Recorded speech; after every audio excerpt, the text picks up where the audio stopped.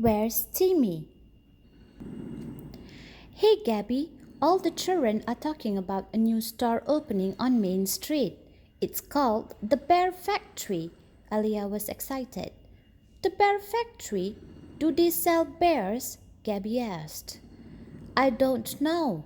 Let's go and see, answered Alia. Alia and Gabby were fairies. They had been punished and sent to earth from heaven for their naughtiness. The two fairies, who were always looking for things to do on earth, made their way to Main Street.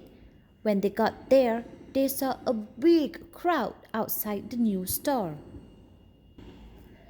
As they were waiting in line, they heard the people around them talk about teddies. What are teddies? Gabby asked. Alia, but she did not know. After waiting for a very long time, it was finally their turn to go inside the bear factory. There were bears on the shelves, bears on the floor, and even bears on the ceiling. There were big bears, small bears, furry bears, and bear statues. There were gray bears, pink bears, brown bears, black bears, and blue bears. But what are all these bears for? Asked Gabby. Alia read a label on one of the bears. It said, Hug me to sleep. Another bear had the label Friends for Life. I think teddy bears comfort children when they are lonely, said Alia. Suddenly, Gabby lowered his voice and asked, Alia, why is that boy pointing at you? Alia turned to see a small boy.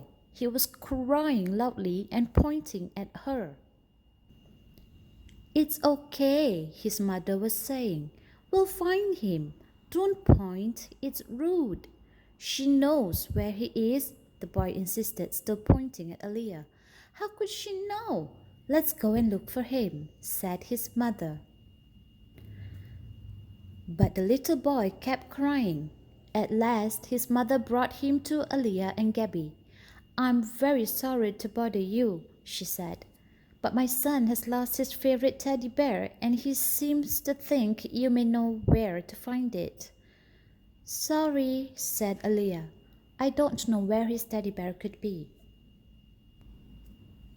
Why don't you choose a new bear?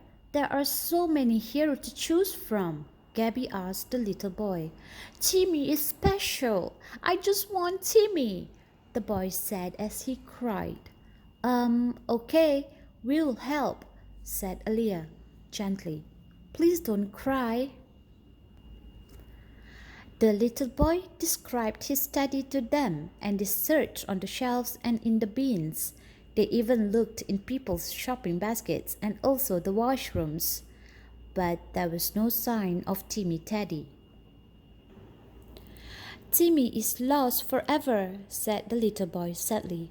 Wow, said Gabby. I didn't know that a teddy bear could mean so much to someone. Oh, said Alia. You got it, Gabby. And she led them all out of the shop.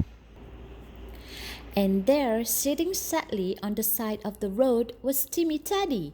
The little boy ran to hug the bear. How did you know? Asked the boy's mom. Well, if a teddy can mean so much more to a person, maybe a person can mean just as much to a teddy. I think Timmy Teddy thought he was going to be replaced by a new bear and he was upset, so he didn't go into the shop with you. And I guessed he must be somewhere outside but close to the shop. Alia winked at the boy. I told you she would know, the little boy told his mother. Then he gave Alia a big hug too. Everyone was happy. I think we are getting close to going home, Gabby whispered to Alia, pointing to their glowing wings, which no humans could see. The end. Thank you for watching, kids. Bye-bye.